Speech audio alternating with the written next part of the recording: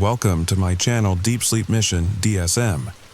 As we begin, I would be delighted if you could share your location in the comments below. It's truly inspiring to witness how far this content travels and to connect with viewers from across the world. Listen, I need to tell you something before it's too late. Before they realize I'm talking about it again, my name is Sarah Mitchell, and I'm a history teacher from Massachusetts, or at least I was. Until 3 weeks ago, when I found something in my grandmother's attic that shouldn't exist. A map from 1776 showing 14 colonies. Not 13, 14. You're probably thinking I miscounted. That's what I thought too, until I drove to where that 14th colony should be, and found it. It's still there. God help us all, it's still there. If you're listening to this at night, maybe turn on another light. Whatever you do, if you ever see road signs for a place called Pensbrook, don't follow them. Just keep driving. But I'm getting ahead of myself. Let me tell you how this started. How I learned that everything we know about American history is a carefully crafted lie. The story begins now. It was a rainy Tuesday afternoon in Salem when I climbed those creaking stairs to Grammy Rose's attic. She'd passed 2 months earlier, peacefully in her sleep at 93, and Mom had finally convinced me to help sort through her things. Grammy Rose had been a collector, the kind who kept everything. Theater tickets from 1952, grocery lists written in fountain pen, photographs of people whose names were lost to time. The attic smelled like old paper and lavender sachets, that particular scent that makes you feel safe and sad at the same time. I was going through a trunk of Revolutionary War memorabilia when I found it. Tucked between 2 volumes of Common Sense was a leather portfolio, brittle with age. Inside, protected by oilcloth, was a map, not just any map. This was hand-drawn, the ink faded to sepia, but the coastline was unmistakably the eastern seaboard. All the colonies were there, Massachusetts, Virginia, New York, Pennsylvania, all 13, except there was a 14th. Nestled between Pennsylvania and Maryland, marked with the same careful script as the others, was a colony called Pensbrook. Population, according to the tiny notation, 8,000 souls. My hands trembled as I held it up to the dusty light filtering through the attic window. This had to be a mistake, maybe someone's alternate history project, or a piece of fiction Grammy Rose had collected. But then I saw the signature at the bottom, John Hancock, T-A-A-A-A-A, John Hancock, and unless I was very mistaken, that was his actual signature, not a copy. The paper itself felt wrong under my fingertips. Too smooth for something supposedly centuries old, yet brittle in a way that modern reproductions never achieved. When I tilted it toward the light, I could see watermarks, intricate designs that seemed to shift when I wasn't looking directly at them. Colonial-era paper-making techniques, but executed with an impossible precision. I spent the next 3 hours in that attic, searching for any other mention of Pensbrook. I found 2 more references, a letter dated July 1776 discussing trade agreements with our brothers in Pensbrook, and a shipping manifest listing tobacco shipments from Pensbrook Harbor. But there was something else, hidden beneath a stack of Grammy Rose's old teaching materials. A photograph, black and white, dated 1962. It showed Grammy Rose as a young woman standing next to a road sign. The sign was partially obscured by shadow, but I could make out enough letters, P-E-N-S B-R-O-O-K, 5 miles. In the photograph, Grammy Rose wasn't smiling. Her face held an expression I'd never seen before, terror barely held in check. Her hand was raised, as if trying to block the camera, and in the background, something moved.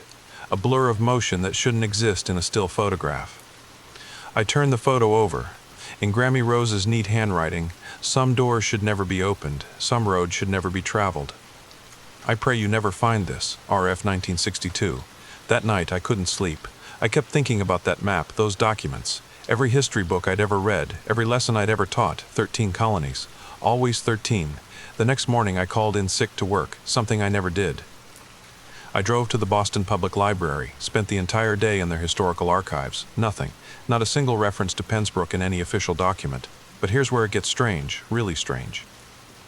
When I searched property records for the area where Pensbrook should be, according to Grammy's map, there was a gap. A perfect colony-sized gap where no properties were listed, no towns were registered, nothing.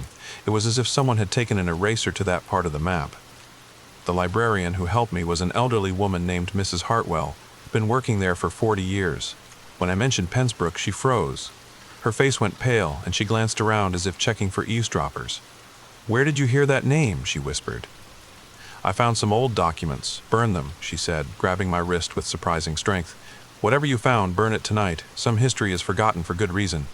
Before I could ask what she meant, she hurried away, leaving me alone with my photocopied documents and growing dread. I should have left it alone, I know that now. Should have chalked it up to some historical anomaly, some surveying error, but I've always been too curious for my own good. Mom used to say it would get me in trouble one day. She was right. That Friday, I packed my Honda Civic with camping gear, told my roommate I was visiting friends in Philadelphia, and drove south. I had Grammy's map on the passenger seat, weighted down with my coffee thermos. The drive was normal at first, Route 95 through Connecticut, New York, New Jersey.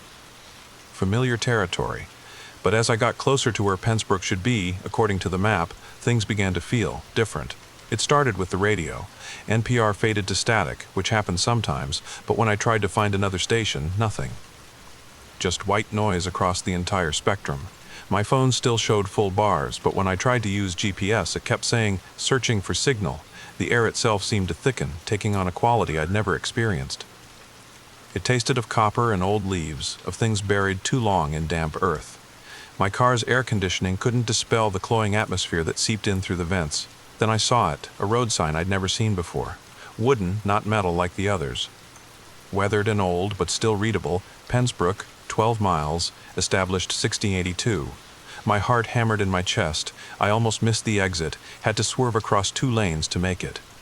The other drivers honked, but their horns sounded muffled, distant. The exit ramp curved down into thick forest, trees I didn't recognize, with bark that looked almost black in the afternoon sun. The road was paved, but it was a type of asphalt I'd never seen, darker, with an oily sheen that made my tires whisper instead of hum. 5 miles in, I passed another sign, "Welcome to Pensbrook County. Please observe all local customs." Local customs? What did that mean? The forest pressed closer, branches forming a canopy overhead that blocked out most of the light. It was only 3 in the afternoon, but it felt like dusk. I turned on my headlights, and that's when I saw the first house. It was a colonial-style home, which made sense, except it looked new.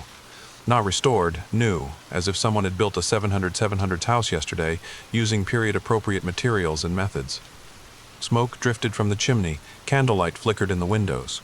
No power lines, I realized. No telephone poles. I slowed down, staring. A woman stood in the garden, wearing a long dress and white bonnet, tending to what looked like a vegetable plot. She looked up as I passed, and for just a moment, our eyes met. Her face was wrong. I can't explain it better than that. All the features were where they should be, but something about the proportions, the way her mouth moved when she smiled, it was like looking at a reflection in disturbed water. I drove faster. More houses appeared, all in that same colonial style, all looking freshly built but centuries old. People moved between them, dressed in period clothing, going about their daily business as if it was perfectly normal to live in the 700s. Then I reached the town center and had to pull over. It was perfect, too perfect. A village green with a meeting house, a blacksmith shop with smoke rising from the forge, a general store with barrels out front. Horse-drawn carriages moved down the cobblestone streets. Men in tricorn hats tipped them to ladies in long dresses. But no one looked at my car, not one person.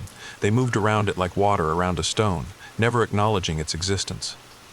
I sat there for 10 minutes, engine running, trying to make sense of what I was seeing. This had to be some kind of historical reenactment, some living history museum I'd never heard of. But the scale, the completeness of it, finally, I turned off the engine and got out. The silence hit me first, no ambient noise, no distant traffic, no planes overhead, no electrical hum. Just nothing. Even my footsteps seemed muted on the cobblestones. I walked toward the general store, my modern clothes feeling suddenly absurd. A few people glanced my way, then quickly looked elsewhere. Their faces, all of them, had that same unsettling quality. Almost right, but not quite. The store's door was heavy oak with iron hinges that groaned when I pushed it open. Inside, the smell of molasses and leather and something else, something sweet and rotten. A man stood behind the counter, tall and thin, wearing a leather apron. He smiled when he saw me. Too many teeth in that smile. "Afternoon, miss." His voice was like autumn leaves scraping across pavement. "You're new to Pensbrook." It wasn't a question. "I'm just passing through." "No one passes through Pensbrook." He tilted his head, bird-like. "They find us, or they don't. You found us." "I was just curious about the town. It's not on any modern maps." His smile widened, impossibly wide. Modern. What a curious word. We've been here since 1682. Never left, never changed. The other colonies, they forgot us. On purpose, you see, after what happened. What happened? He leaned forward, and I could smell his breath like soil and copper. We made a different deal, not with King George, not with the Continental Congress. We made our deal with something much older, and in return we got to keep our old ways, forever. A woman entered the store then, carrying a basket. She nodded to the shopkeeper, then looked at me. Her eyes, God, her eyes were like looking into empty houses. "She's asking questions, Thomas." "Aye, Martha, she's curious. They always are, the ones who find the old maps." "Grammy Rose's map," I whispered. Thomas laughed, a sound like breaking glass. "Rose Fletcher? Oh yes, her grandmother was from Pensbrook, left in 1842. We let her go, a kindness, because she was with child. But she took a map. We've been waiting for someone to find it, to come home." "Home?" I backed toward the door.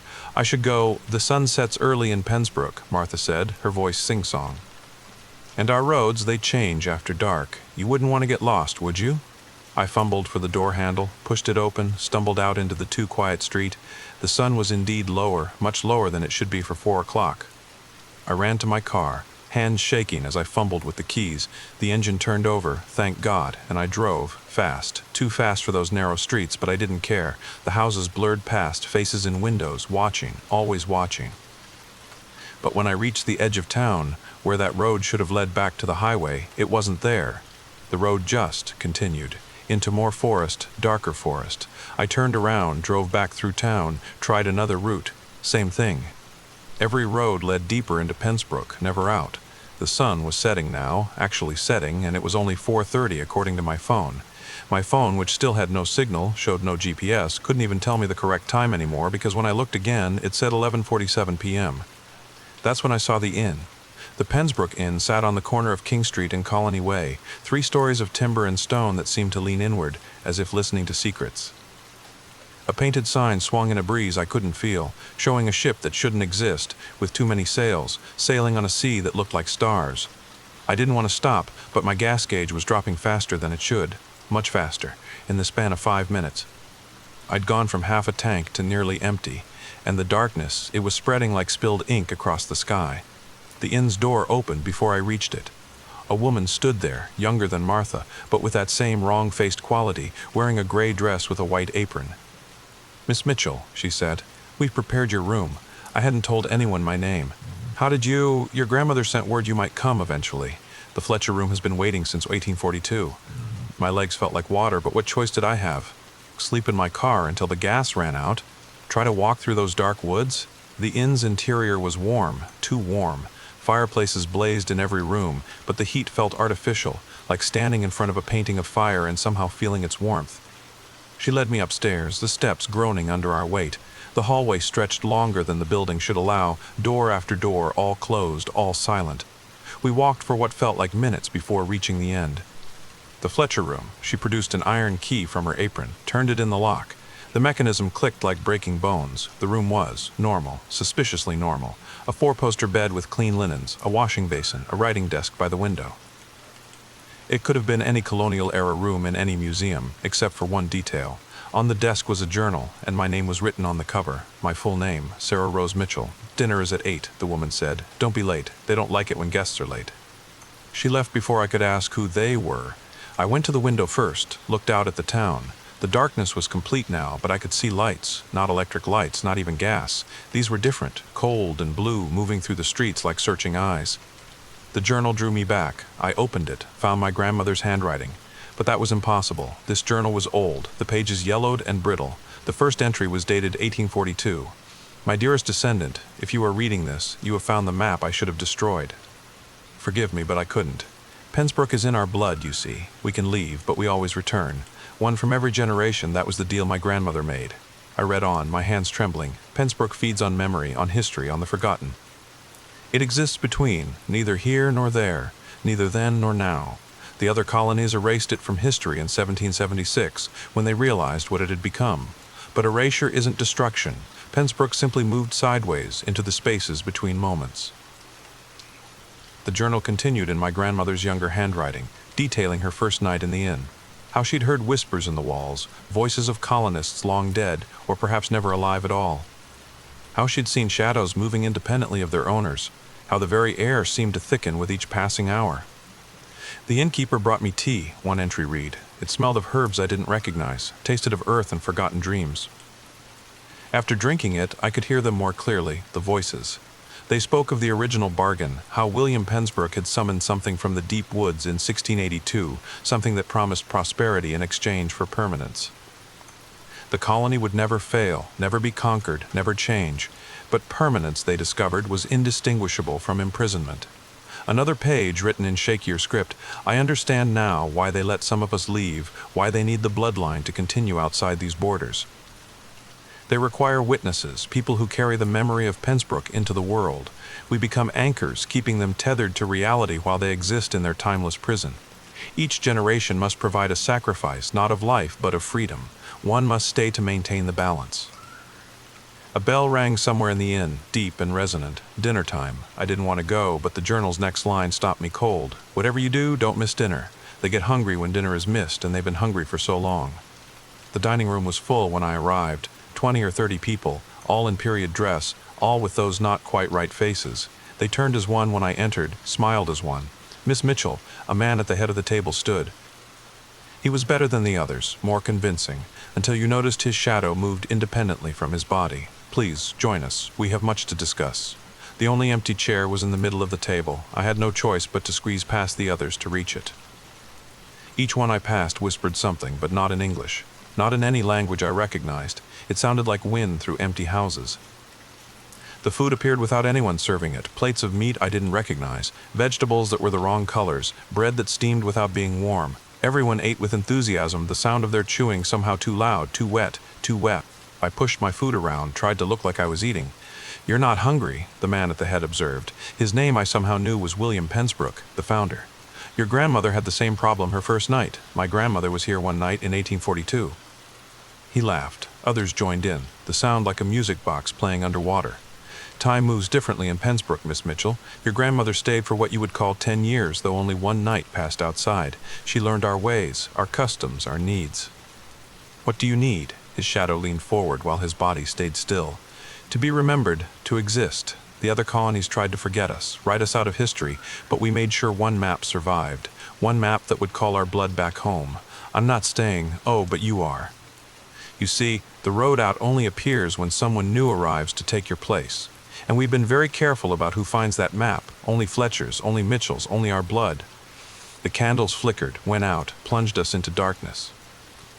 But I could still see them, all of them, glowing faintly from within like deep-sea creatures. Run, someone whispered. A different voice, familiar. Sarah, run now, Grammy Rose. It was Grammy Rose's voice. I bolted from my chair, ran blind through the darkness, found the door by memory, burst through into the hallway. Behind me, that horrible laughter getting closer. I ran through the inn's twisted hallways, doors slamming open behind me, things that weren't quite footsteps following. The building was wrong. I'd turn a corner and find myself back where I started, go upstairs that led down, through doors that opened onto walls. Then I saw her, Grammy Rose, young, maybe 25, standing at the end of a hallway that hadn't been there before. This way, Sarah. Quickly, she led me through a door I hadn't seen, into a room filled with maps. Hundreds of them, covering every wall, every surface. Maps of Pembroke through the centuries, showing it moving, shifting, always existing in the spaces between. I never left, she said, and I realized the truth. This wasn't a ghost, wasn't a memory. This was Grammy Rose, a part of her that had stayed behind in 1842. Time doesn't work right here. I'm still 25, still trying to escape, while another me lived a full life outside. How do I get out? You don't, not the normal way. But there's something they don't want you to know. Pembroke isn't just forgotten, it's forbidden. The Founding Fathers didn't just erase it, they sealed it. The Liberty Bell, the crack, that was the sound of the seal breaking. She pulled out a map, different from the others. This one showed paths, routes through time itself. Every July 4th, at the exact moment the declaration was signed, the seal weakens. You can slip through, but only if you're at the right place. Where? The meeting house. The center of town. That's where they made their original deal, sold their souls for immortality, for permanence. But permanence became prison. They can't leave, can't die, can't change. A crash from below. They were coming. It's July 2nd, I said. I have to survive 2 days? Time moves differently, remember? It could be 2 hours or 2 years. But you have something they don't expect, your car. Modern technology disrupts them. Why do you think they pretend it doesn't exist? The door burst open. William Pembroke stood there, his shadow writhing like smoke. Rose, still causing trouble after all these years. Grammy Rose stepped forward, and I saw her true form. Part human, part something else. Part of Pembroke now, forever. "Run, Sarah, drive, don't stop, no matter what you see." I ran, Pensbrook reaching for me, his hand passing through Grammy Rose as she held him back. Down the stairs, through the dining room where the others sat frozen, watching, always watching. My car was still there, engine still running somehow. I'd never turned it off. I jumped in, slammed it into drive, floored it. The town exploded into motion, people, things that looked like people, pouring from every building. They moved wrong, too fast, joints bending in impossible directions. They reached for the car, hands passing through metal like water, but never quite catching hold. I drove wildly, randomly, turning at every intersection, trying to find that meeting house. The gas gauge read empty, but the engine kept running. The clock on the dashboard spun wildly, hours passing in seconds, seconds stretching into hours. Then I saw it, the meeting house, but it was wrong. It was every meeting house, all at once. Colonial, federal, modern, all superimposed, existing simultaneously. I drove straight at it. The world exploded into fragments. I saw Pensbrook as it really was. Not a town, but a wound. A place where reality had been torn, where something ancient and hungry had been invited in, given form, given citizens to puppet. I saw the real colonists, still there, still aware, trapped inside their own bodies for 300 years, screaming silently as something else moved them, spoke through them, fed on their memories. I saw the deal they'd made, not for immortality, but for prosperity. They'd wanted their colony to thrive, to surpass all others, and it had become eternal, successful beyond measure, forgotten by design but always there, always feeding. The car hit the meeting house steps, crashed through the doors into impossible space. I was driving through history, through July 4th, 1776, through the signing, through the moment 13 colonies became a nation, and one was deliberately left behind. The crack of the Liberty Bell was deafening, reality splitting, and then I was on Route 95, Sunday, July 4th, 6:47 a.m. My car was parked at a rest stop, engine off, half a tank of gas. My phone showed dozens of missed calls. I'd been gone for 2 days. The map was gone. The journal, everything except a note in Grammy Rose's handwriting. Some of us are still there. Every generation, one goes back. The deal continues. Don't have children, Sarah. Let it end with us. I drove home in silence, called in sick for another week. Tried to pretend it hadn't happened. But I knew the truth now. We all know it, deep down. There weren't 13 original colonies. There were 14. And the 14th is still there, waiting, hungry, feeding on the forgotten. Growing stronger every time someone says there were only 13, every time history repeats the lie. I teach differently now. I can't help it. When I get to the Revolutionary War unit, I pause. The students think I'm being dramatic, but I'm listening. Listening for that whisper, that voice that says, "Remember Pensbrook." Because if we forget completely, if every map is destroyed, every memory erased, then the seal breaks permanently. And Pensbrook won't be content to exist in the shadows anymore. They'll come for the other colonies. The ones that betrayed them, forgot them, starting with the descendants of those who signed their erasure. My grandmother was wrong about one thing, though. It doesn't end with me. I found out last week. I'm pregnant. And I know, deep in my bones, that one day my child will find a map, an old map, tucked away in an attic, and the cycle will begin again. But maybe that's how it has to be. Maybe someone needs to check, to make sure the seal holds, to make sure Pensbrook stays forgotten. Or maybe that's just what they want me to think. If you're still listening, check your attic, your grandmother's things, your old family documents. Look for maps from before 1776, count the colonies.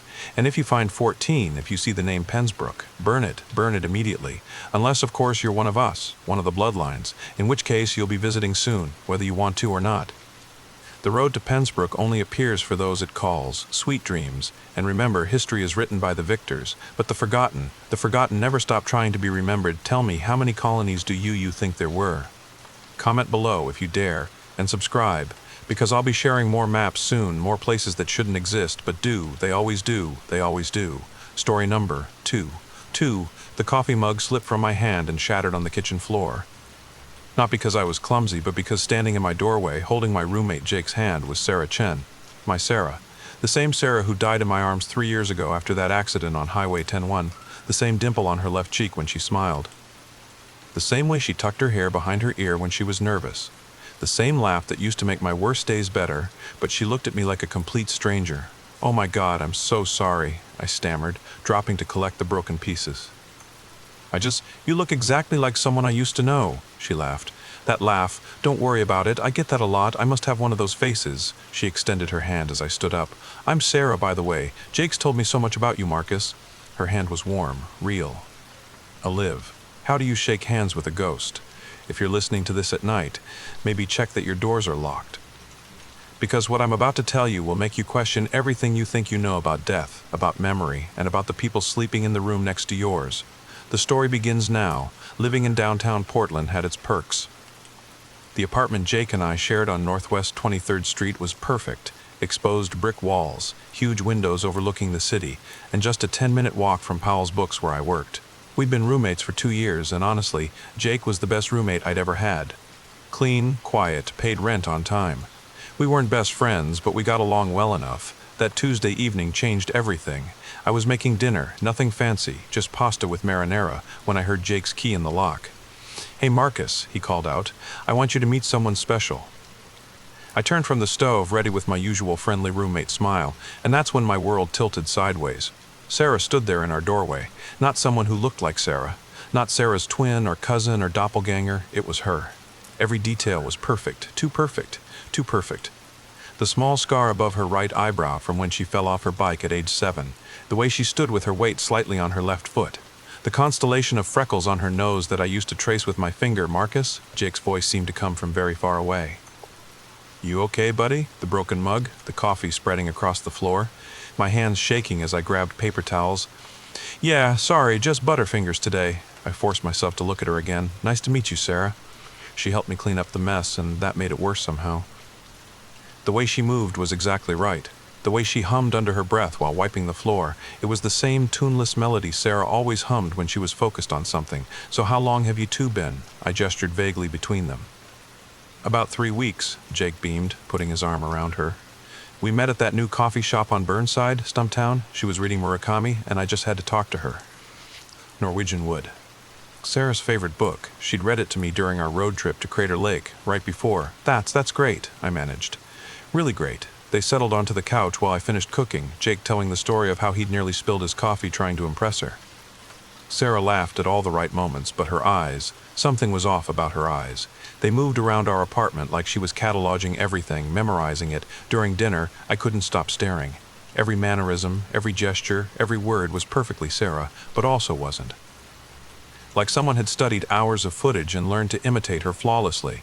But there were these tiny gaps, microseconds where her expression would go completely blank before snapping back to normal. "Marcus works at Powell's," Jake was saying, "in the rare books section." "Oh, I love old books," Sarah said, and my fork froze halfway to my mouth. "There's something about the smell of old paper, like vanilla and almonds, the exact words." The exact words Sarah had said on our first date 4 years ago. "Do you? Have you ever been to Portland before?" I asked carefully. She tilted her head. That familiar gesture that used to mean she was thinking, "You know, it's strange. Sometimes I feel like I have, but I can't remember when. I moved here from Seattle 2 months ago for work. What do you do?" "Graphic design." Freelance mostly. She trailed off, that blank look flashing across her face again. I work from home." Jake squeezed her hand. "She's being modest. She's incredibly talented. You should see her portfolio." The conversation continued, but I was somewhere else, 3 years in the past, holding the real Sarah as the rain poured down on Highway 101. The truck that had swerved into our lane, the sound of metal crushing metal, her blood on my hands as I tried to stop the bleeding. Her last words, "I'll find you again, Marcus." Somehow, I thought it was just the delirium of dying. People say all kinds of things when, "Marcus?" Jake was looking at me with concern. "You sure you're okay? You've been really quiet. Just tired. Long day at work." I stood up, needing distance from her, from whatever was wearing Sarah's face. "I think I'm going to turn in early." "Oh, before you go," Sarah said, and she pulled out her phone. "Could I get your number? Jake says you know all the best restaurants in the neighborhood, and I'm still learning my way around." I watched my hands type my number into her phone like they belonged to someone else. When I handed it back, our fingers brushed, ice cold. Her skin was ice cold. But she didn't seem to notice my flinch, just smiled that perfect Sarah smile and said, "Thanks, Marcus. It was really nice meeting you. I locked my bedroom door that night." First time in 2 years of living with Jake. Then I sat on my bed and pulled out my laptop, typing Sarah Chen Obituary Portland 2022 into Google. There it was, the Portland Tribune article. "Local woman dies in Highway 101 accident." Sarah's photo staring back at me from the screen. The same face that was currently sitting on my couch, watching Netflix with my roommate. I didn't sleep that night. I sat there listening to the sounds from the living room, their laughter, the TV, Jake's footsteps heading to his room around midnight, and then nothing. But I knew she was still out there. I could feel her presence like electricity in the air. Around 3 a.m. I heard footsteps in the hallway. Slow, deliberate. They stopped right outside my door. The doorknob turned. Thank God I'd locked it. The knob jiggled once, twice. Then those footsteps moved away, back toward the living room. I stayed frozen until sunrise, when I heard Jake moving around, getting ready for his job at the Nike headquarters. Only when I heard both of them leave did I finally emerge. The living room looked normal. Except, on the coffee table, written in the dust, were 2 words. Remember me? The next few days were torture. Sarah was at our apartment constantly, and every interaction felt like walking through a minefield. She'd make references to things only my Sarah would know, places we'd been, jokes we'd shared. But whenever I tried to probe deeper, that blank look would return. Have we met before? I asked her one evening while Jake was in the shower. Before the coffee shop, I mean? She was sketching something in a notebook, and I recognized the drawing style immediately. The same flowing lines Sarah used to use. I don't think so, she said without looking up. But, do you ever get déjà vu? Like you're living someone else's memories? My blood went cold. What do you mean? She finally looked at me, and for just a second I saw something flicker in her eyes. Recognition? Fear? Sometimes I have these dreams, about places I've never been, people I've never met. There's this lake with the bluest water, Crater Lake, where I'd proposed to Sarah the day before the accident, and there's someone with me, but I can never see their face. They're always just out of view, she shook her head. Sorry, that's weird. I don't know why I'm telling you this. It's not weird, I said carefully. Dreams can feel very real sometimes. She went back to sketching, but I saw what she was drawing now. It was the view from Crater Lake. Perfect in every detail. That night, I made a decision. I had to know what was happening, so I waited until Jake was asleep, then crept into the living room where Sarah was still up, reading. Norwegian Wood, I said, making her jump. God, Marcus, you scared me. She put her hand over her heart, but I noticed she wasn't breathing hard. No real surprise reaction. Why that book? I asked, sitting across from her. I've always loved it, ever since, she frowned. I can't remember when I first read it. Sarah. I said her name with all the weight of our history. Look at me. She did, and for a moment the mask slipped completely. I saw confusion, fear, and underneath it all, love. The same look she'd given me as she died. I know you, she whispered. I don't know how, but I know you. You feel so familiar it hurts. The lake in your dreams, I said slowly. Was there a ring? Her hand flew to her left ring finger where there was nothing, but she rubbed it like something should be there. How did you know that? Before I could answer, Jake's bedroom door opened. Everything okay out here? Sarah's face went blank again. That terrifying emptiness. Everything's fine, babe. Marcus couldn't sleep either. We were just talking about books. Jake looked between us, and I saw something in his expression. Suspicion? Well, don't stay up too late. Sarah, you coming to bed? She stood up mechanically. Of course. As she passed me, she dropped her bookmark. When I bent to pick it up, I saw she'd written something on it. Help me remember. The next morning, I called in sick to work. I needed answers. I drove out to Laurelhurst Cemetery, to Sarah's grave. I hadn't been there since the funeral. The headstone was still there. Sarah Chen, 1996-2022, beloved daughter and friend.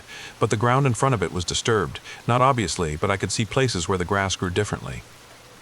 Knew her. She came back 2 months ago. I spun around. An elderly groundskeeper stood there, leaning on a rake. I'm sorry. He looked at the grave. 2 months ago, morning shift found this grave all torn up, like something had clawed its way out from inside. Management covered it up quick. Bad for business, you understand. Probably just animals, they said. He shook his head. But I've worked here 40 years, never seen animals that could break through a sealed casket from the inside. My hands were shaking. Did anyone report it to the police? Report what? An empty grave? The body was gone, son. Nothing to report. He started to walk away, then paused. But if you ask me, sometimes the dead don't stay dead, not when they have unfinished business. I drove home in a daze. Sarah had died. I'd been there. I'd held her body. I'd attended her funeral, but now she was back, and she didn't remember dying. Didn't fully remember me. When I got home, Jake was at work, but Sarah was there, sitting at the kitchen table with her laptop. We need to talk, I said. She looked up, and this time the recognition was immediate. Marcus. My Marcus. You remember? Pieces. Fragments. Like trying to hold water in my hands, she stood up, moving toward me. I remember loving you. I remember a ring. I remember rain and pain and telling you I'd find you again. You died, Sarah, 3 years ago. She nodded slowly. I know. I don't know, but I know. Does that make sense? She laughed bitterly. Nothing makes sense anymore. Why Jake? Why are you with my roommate? I don't know. I was drawn here, to this building, to this apartment. And when I met him, it felt safe. like I was close to where I needed to be. She reached out, then pulled her hand back. But every time I look at you, it's like my heart is being pulled out of my chest, like my body remembers even when my mind doesn't. I wanted to hold her. God, I wanted to hold her so badly. What's the last thing you clearly remember? I asked. She thought, waking up 2 months ago. In an apartment in Seattle that I apparently had been living in for years, with a job I didn't remember getting and a life that felt like wearing someone else's clothes. But everyone knew me, had photos with me, had memories of me, except they weren't my memories. And before that, nothing. Like I didn't exist before 2 months ago, she paused. Except in dreams. In dreams, I remember everything. Us, our life. The accident, then why don't you remember when you're awake? She gave me a look that was pure Sarah, frustrated and determined. That's what I'm trying to figure out. Something won't let me remember. Every time I get close, it's like there's this wall in my mind. That night changed our dynamic completely. Jake noticed something was different. Sarah and I were careful never to be alone together, barely made eye contact. The apartment felt like a powder keg waiting for a spark, but the dreams got worse, not mine, hers. I'd hear her crying out in Jake's room, calling my name. Jake would try to comfort her, but she'd push him away, stumbling into the bathroom where I'd hear her sobbing. One night, around 2 a.m., I found her in the kitchen making tea with shaking hands. I remembered something, she whispered. The proposal. Crater Lake. You got down on one knee right as the sun was setting, and you said that I wanted to watch every sunset with you for the rest of our lives, I finished. She nodded, tears streaming down her face. We never got to watch another sunset. Sarah, I reached for her, but she stepped back. Don't. If you touch me, I don't know what will happen. I feel like I'm barely holding myself together as it is. She wiped her eyes. There's something else.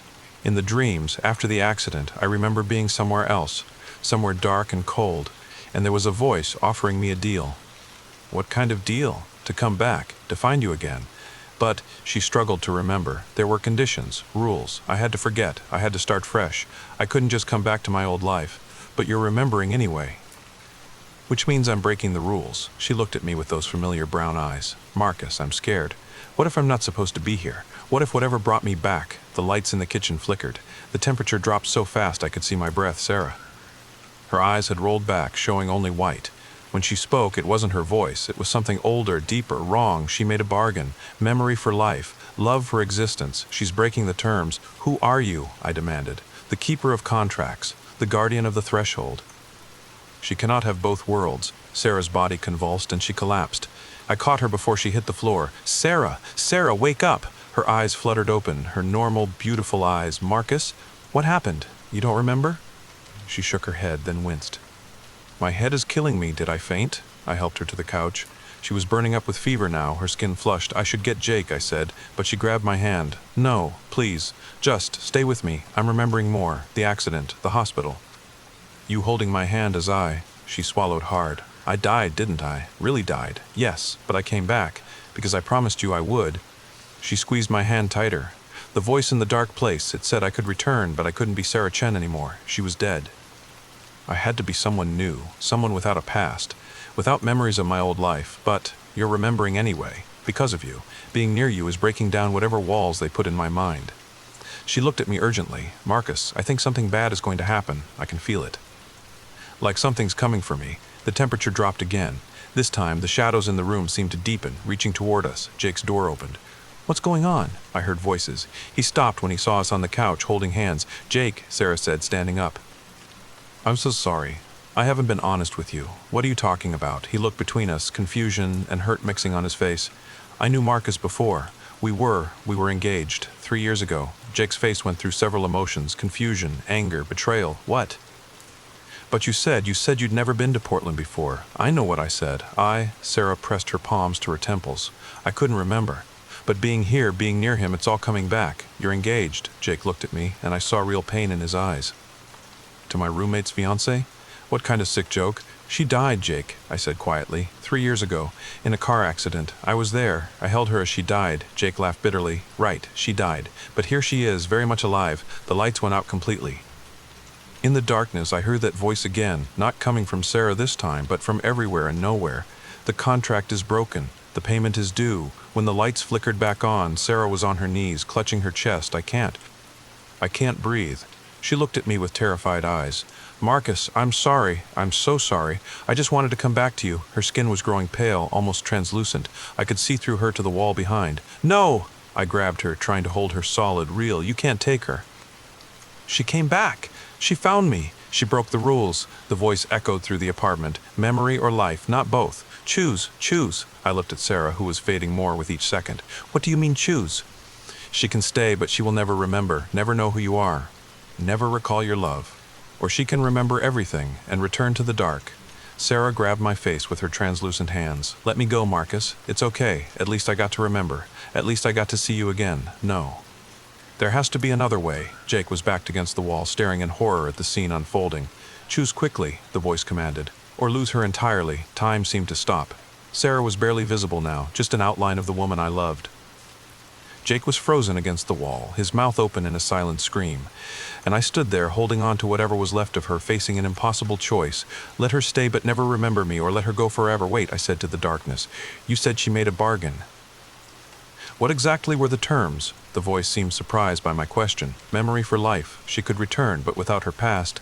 But she's not the one breaking the contract, I said, my mind racing. You are. Silence. She held up her end. She came back without memories. It's not her fault, she started remembering. That's your failure, not hers. Your magic, or whatever this is, it wasn't strong enough to hold.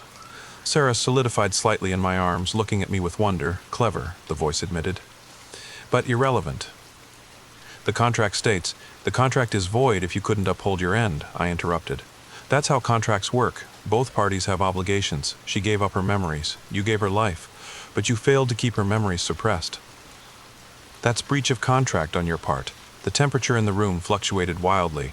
The shadows writhed. You dare lecture me on contracts? I dare protect the woman I love, I shot back. She died reaching for life, reaching for me, and she earned her second chance. You have no right to take it away because your spell or curse or whatever wasn't strong enough to withstand true love. Jake finally found his voice. What the hell is happening? But I didn't look away from the darkness that seemed to be coalescing in the corner of the room. True love, the voice mused, and now it sounded almost amused. How terribly human, how wonderfully naive, maybe. But it brought her back, didn't it? And it's breaking your hold on her. So maybe it's more powerful than you thought. Sarah was solid again, warm in my arms. She stood up, facing the darkness with me. I choose both, she said firmly. I choose life and memory. I choose to remember Marcus, remember our love, remember everything, and I choose to stay. I already paid the price. I died. I spent 3 years in your dark place. The debt is paid. That's not how it works. That's exactly how it works, Sarah said, and I heard steel in her voice. I died. I was at peace, but you offered me a deal, and I took it. I gave up everything, my identity, my past, my memories to come back. But love is stronger than your rules. It always has been. The darkness seemed to pulse, considering Jake stepped forward, still looking shell-shocked, but finding his courage. Look, I don't understand any of this. But if she died and came back, then she's been through enough. Let her stay. Please. I felt something shift in the room. The oppressive presence was withdrawing. Very well, the voice said finally.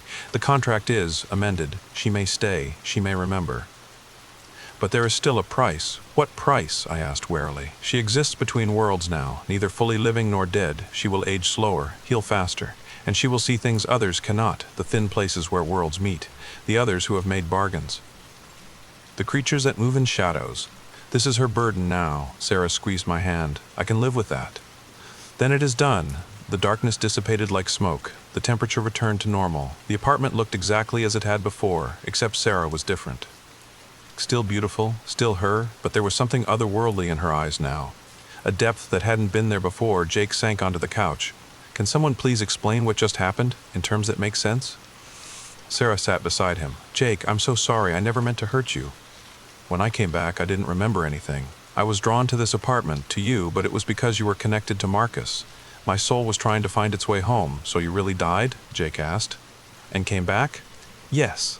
And you and Marcus were engaged? Yes. Jake looked at me. Why didn't you say anything? Would you have believed me? Hi, Jake, your new girlfriend is my dead fiancé. He laughed shakily. Point taken. He looked at Sarah. So what happens now? Sarah looked at me, and I saw all our history in her eyes. The love, the loss, the impossible return, Now, she said softly, I get to watch sunsets with Marcus again, like we promised. Jake stood up. I'm going to need a lot of time to process this, and probably therapy, definitely therapy. He headed for his room, then paused. For what it's worth, I'm glad you found each other again, even if it's the weirdest thing I've ever been part of. When we were alone, Sarah finally let me hold her. She was solid, warm, real. I remembered everything the moment I saw you, she whispered. But every time I tried to say something, tried to reach out, it was like my mouth wouldn't work. Like something was controlling me. It's over now, I said, breathing in the scent of her hair. Still vanilla and cinnamon, just like before. Is it? She pulled back to look at me. I'm not the same, Marcus. I can feel it. I'm something else now. Something in between. I don't care. You're here. You're you. That's all that matters. She kissed me then, and it was like coming home after a long, cold journey. But when we pulled apart, I saw her looking at something over my shoulder. Marcus, we're not alone. I turned. There was nothing there. What do you see? Someone else who came back, she said quietly. They're everywhere in the city. People who died and made bargains. People who couldn't let go, she shivered. I can see them all now. This was our new reality. Sarah was back, but she was changed. She could see the hidden world, the spaces between life and death. That was 6 months ago. We got married again last month. Small ceremony at Crater Lake, where it all began. Jake was my best man. He'd eventually accepted everything, though he still jumps whenever Sarah mentions seeing something the rest of us can't. She was right about the others. Portland is full of them, people who made bargains, who came back different. Sarah helps them sometimes, the newly returned who don't understand what's happened to them. She's become something of a guide for the in-between. We Estes. But late at night, when the shadows grow long and the world feels thin, I wonder about the price we really paid. Sarah says she's happy, that being different is worth being together. But sometimes I catch her staring at nothing, watching things I can't see, and there's a loneliness in her eyes that breaks my heart. She's with me, but she's also somewhere else, forever caught between two worlds. Last night she woke up gasping, grabbing my arm. What's wrong? I asked. I saw how it ends, she whispered. Not now, not soon, but eventually. When you die, really die, you won't be able to come back like I did. The door only opens once for each soul. Then we'll make the most of the time we have, I said. She nodded. But I saw the truth in her otherworldly eyes. She'll outlive me, maybe by decades, maybe by centuries. That's the real price of her return. But as I hold her now, feeling her heartbeat against mine, I know we'd both make the same choice again. Love is worth any price, even if it means one day she'll be the one holding me as I fade, knowing she'll have to let me go, knowing she can't follow where I'm going, not this time. So if you're lying in bed right now, listening to this, wondering if it's just a story, pay attention to the shadows in your room, to the spaces that seem a little too dark, to the feeling that you're not quite alone, because Sarah tells me they're everywhere, the returned, walking among us, loving us, trying to remember what it felt like to be fully alive. Maybe you know one, maybe you love one, maybe you are one, and you just don't remember sweet dreams.